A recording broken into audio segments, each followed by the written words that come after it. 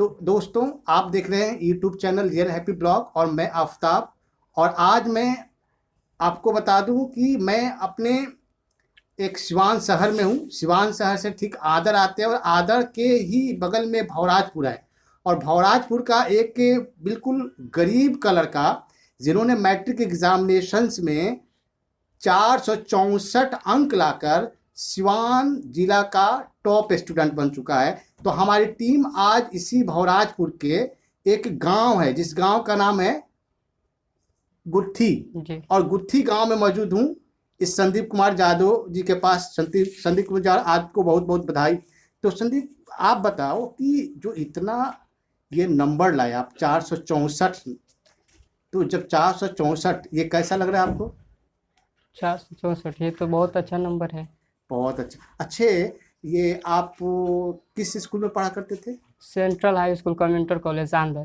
आदर में पढ़ा करते थे। जी। और ये जैसे, तो आप लगभग कितना घंटा पढ़ा करते थे आप? लगभग 12 घंटा।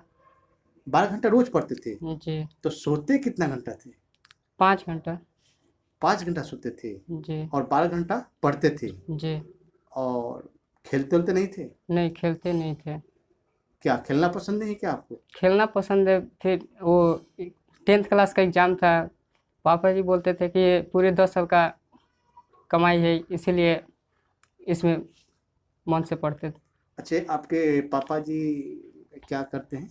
वो पौलदारी का काम करते हैं। अच्छे, पलदारी मजदूरी का काम करते हैं। जी। कहाँ? पश्चिम बंगाल में बालूघाट। बालूघाट में पलदारी काम करते जी। हैं। और मम्मी क्या करती हैं? वो घर का काम करते हैं, गृहिणी। अच्छा, भाई बहनों में कितने भाई कितने बहन हो आप? 2 भाई 1 बहन। अच्छा अच्छा। तो आप ये बताओ कि जैसे 464 आपने मार्क्स लाया, जी। तो आप कैसे आप पढ़ाई करते थे? क्योंकि हम लोग देखते हैं ज़्यादातर बच्चे एक टाइमिंग पढ़ते हैं कि चलो भाई 4 घंटा पढ़ लिए, 5 घंटा पढ़ लिए तो बहुत पढ़ लिए, है ना? तो टाइमिंग पढ़ते थे। आपने कैसे पढ़ा कि भाई इतना नंबर आपने हासिल कर लिया? नहीं, हम तो टाइमिंग एक एक बार बैठते थे तो कम से कम 4 से 5 घंटा पढ़ते थे। हम्म। उसके बाद खाना, उसके बाद फिर पढ़ने बैठ जाते थे। हम्म। घर से बाहर जाते नहीं थे, केवल पढ़ना था। हम्म। और स्कूल कोचिंग करते थे। अच्छा अच्छा, कोचिंग भी जाते थे? जी। कहाँ कोचिंग जाते थे आप? मेगा मैट कोचिंग मे Bhawrajpur. Mega mind coaching Bhawrajpur में है। जी। तो ये मेगा माइंड कोचिंग में कितने सर पढ़ाते थे आपको? 6 सर। 6 सर थे। कौन कौन? Mukesh sir, Pappu sir, Radhe Radhe sir, Hari sir, Gautam sir और सोनू शिवानी। सोनू शिवानी। मतलब ये सर लोग अलग अलग विषय को पढ़ाते थे। तो जी। आप कोचिंग जाते थे तो क्या आप विद्यालय आप नहीं जाते थे? विद्यालय भी जाते थे। अच्छा, विद्यालय भी जाते थे और कोचिंग भी जाते थे। जी। तो विद्यालय भी जाते थे, कोचिंग भी जाते थे, तो दोनों को एडजस्ट आप कैसे करते थे? कोचिंग का टाइम अलग था, जैसे हम्म। 6 से 8, और विद्यालय का टाइम 9 से 3 बजे तक। वो 6 से 8 मतलब कोचिंग कर लेते थे, जी। उसके बाद फिर विद्यालय की तरफ वो मतलब रुख करते थे। तो ये आपको एक संदीप और हमें बताओ, जैसे आप जैसे बताए कि पापा जी मजदूरी का काम करते हैं, मम्मी भी हाउसवाइफ है। मैंने आपका घर भी देखा, एक बहुत ही पुअर फैमिली से मतलब बिलोंग करते हो। आप इससे अब इंटर में यहाँ पढ़ना चाहते हो या कहीं? बाहर जाकर पढ़ना चाहते हैं। कहाँ? पटना। तो फिर पटना जाना चाहते हो तैयारी करने के लिए, लेकिन मैं देख रहा हूँ कि आपकी जो बैकग्राउंड है, पापा जो है मजदूरी का काम करते हैं, मम्मी भी हाउस वाइफ है। तो ये जो आपका ये सपोर्टिंग जो है वहाँ जाने के लिए, तो एक रिसोर्ट पैसा भी चाहिए, तो ये कहाँ से इंतजाम हो पाएगा? ये तो पापा जी बोले हैं कि केवल तुमको पढ़ना है, पैसा तो हम देंगे। पापा जी मतलब बिल्कुल सपोर्टिंग में कह रहे हैं हाँ, कि तुम पढ़ो, चाहे पैसा जैसे भी हो हम जैसे भी हम देंगे। सही। एक एक बहुत, मैं बता दूं यहाँ पे एक बहुत ये हिम्मत की बात है, पापा जी मजदूरी का काम करते हैं, लेकिन अभी पापा जी कह भी रहे हैं कि बिल्कुल चाहे जितना भी पैसा लगे हम देने के लिए तैयार हैं।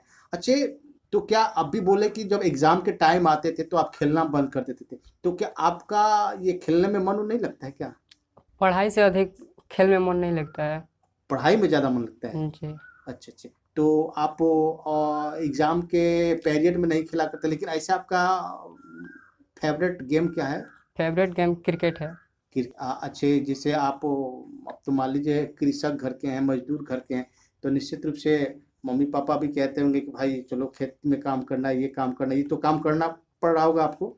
ये तो पापा जी बोलते थे कि काम नहीं करना है, हाँ और हमारे भाई हैं वही काम करते करते हाँ और हम काम घर से बाहर नहीं जाते थे एग्जाम हाँ। टाइम, अच्छा अच्छा अच्छा सिर्फ पढ़ा करते थे। अच्छा। अच्छा, ये जो मुकेश सर है, ये क्या पढ़ाते थे कोचिंग में? मैथ पढ़ाते थे। मैथ पढ़ाते हैं। और जो सोनू जी है, सोनू जी क्या पढ़ाते हैं? ये इंग्लिश पढ़ाते हैं। और राधे राधे जी? संस्कृत संस्कृत पढ़ाते हैं। संस्कृत पढ़ाते हैं। ओ, इसका मतलब कि सोनू जी मतलब इधर इंग्लिश के लिए फेमस है कि नहीं? जी अच्छा पढ़ाते हैं। जी। ओ, चूंकि हम भी तो सोनू जी से मिल चुके हैं, सही बात है। और ये कि मतलब संदीप, और चीज़ जैसे गांव में रहकर आप बिल्कुल देख रहे हैं कि एकदम बिल्कुल एक ग्रामीण क्षेत्र में हो, और यहाँ पे एक 464 जो मार्क्स ला दिए हो, पूरा सिवान जिला में सबसे तुम्हारा हैंडसम मार्क्स है, सबसे टॉप है।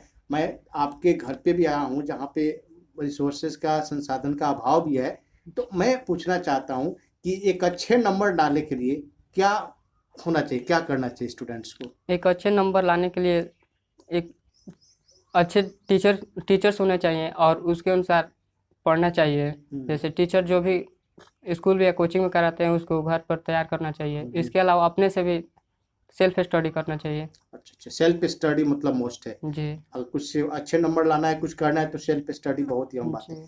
अच्छा, आप जैसे मैट्रिक एग्ज़ाम जब वो तैयारी कर रहे थे, तो आप क्या मतलब ये टेक्स्ट बुक की किताबें पढ़ रहे थे एनसीईआरटी का, या केवल टेक्स्ट बुक की किताब पढ़ रहे नहीं, थे? सिर्फ एनसीईआरटी का।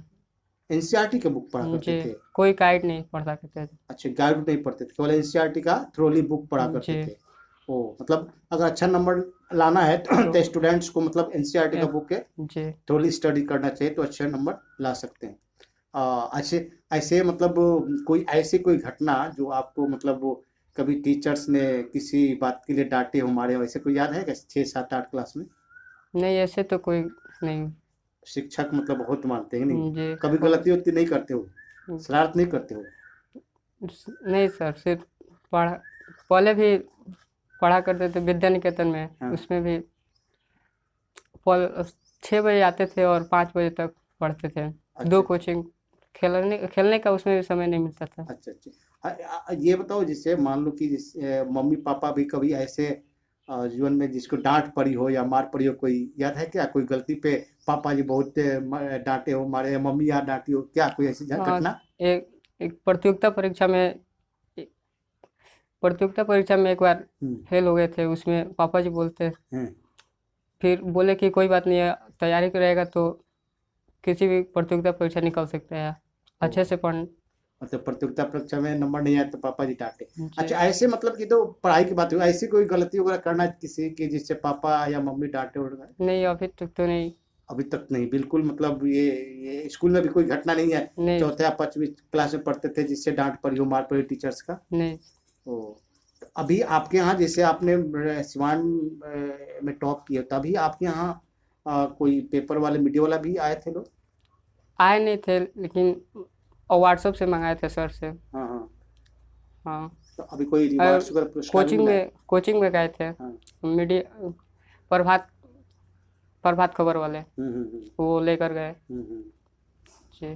तो ये हम ये भी देख रहे हैं कि काफी आप दुबले पतले हो, तो मतलब ये खाना ठीक से नहीं खाते हो या पढ़ने पे ही ज्यादा ध्यान नहीं, देते हो? पढ़ने पे ज़्यादा ध्यान देते हैं। ओ, तो मम्मी भी कभी वो डांटती है कि खाते नहीं हो टाइम से? हाँ, डांटते तो हैं। हाँ।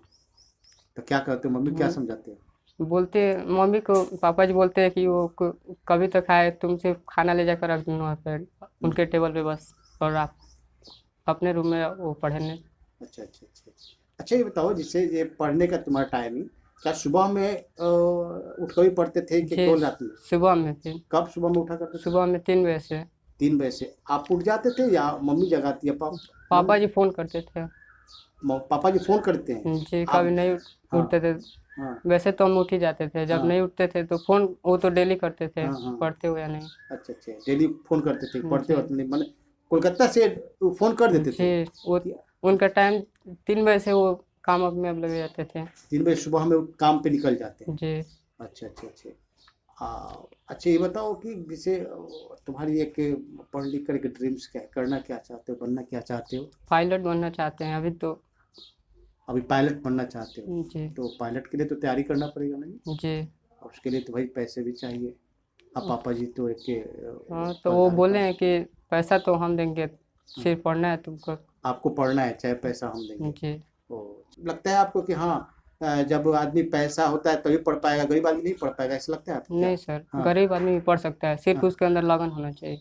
अच्छे संदीप, एक और भी अंतिम एक आपसे एक क्वेश्चन है, एक प्रश्न है कि जो बच्चे जो मैट्रिक की तैयारी कर रहे हैं, है ना, मैट्रिक जी की तैयारी सब बच्चे कर रहे हैं, तो उनके लिए आप क्या संदेश दोगे? वो कैसे क्या करें कि भाई मैट्रिक एग्जामिनेशन में उनका अच्छा नंबर है? मैट्रिक में अच्छा नंबर लाने के लिए सिर्फ एनसीईआरटी बुक से, ऑब्जेक्टिव अभी तो ऑब्जेक्टिव 50 और सब्जेक्टिव 50 नंबर का है, तो ऑब्जेक्टिव सिर्फ बुक से ही पूछते हैं। तो ऑब्जेक्टिव के लिए किताब पढ़ना पड़ेगा और सब्जेक्टिव के लिए एनसीईआरटी क्वेश्चन, और किताब पढ़ने से क्वेश्चन भी तैयार हो जाएगा और ऑब्जेक्टिव क्वेश्चन भी। अच्छा, मतलब वो ऑब्जेक्टिव क्वेश्चन पे फोकस ज़्यादा डालें, जी है ना? फोकस जितना अच्छा डालेंगे तो उनकी मार्क्स भी अच्छे होंगे। ऑब्जेक्टिव में सबसे बड़ी एक तो है कि आप गलत तो गलत, गलत, सही तो जी, सही। सही